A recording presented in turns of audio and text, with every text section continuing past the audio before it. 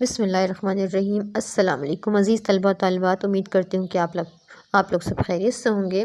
آج ہم پڑھیں گے تبصرہ اور تبصرہ نگاری۔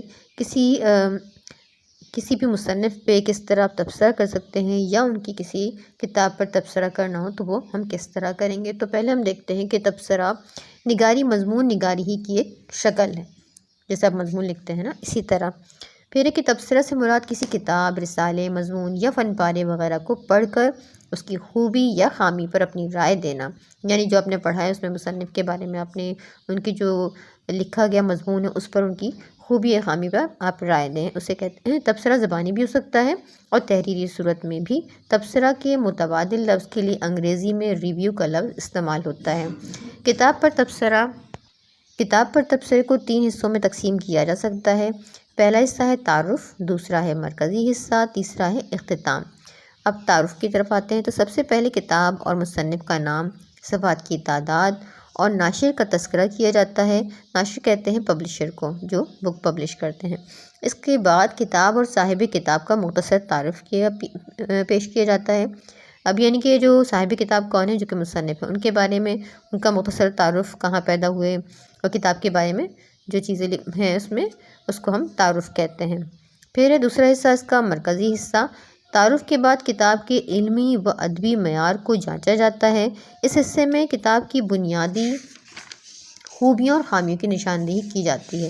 اب یہاں پہ دیکھیں کہ جو دوسرا حصہ ہے مرکزی خیال، اس میں ہم علمی اور ادبی اس کے معیار کو جانچتے ہیں، اور اس کی جو بنیادی خوبی اور خامی ہے اس میں ہم نشاندہی کرتے ہیں مصنف نے جو لکھا ہو۔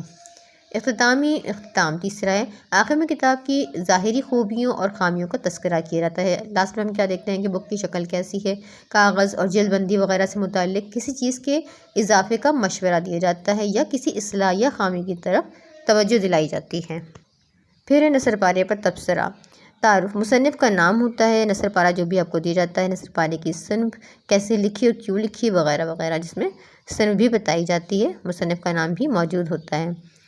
پھر مرکزی حصہ، کتنے کردار تھے، کون سا کردار اچھا تھا اور کیوں، اور کون سا کردار برا تھا اور کیوں، کیا خاص بات تھی وغیرہ۔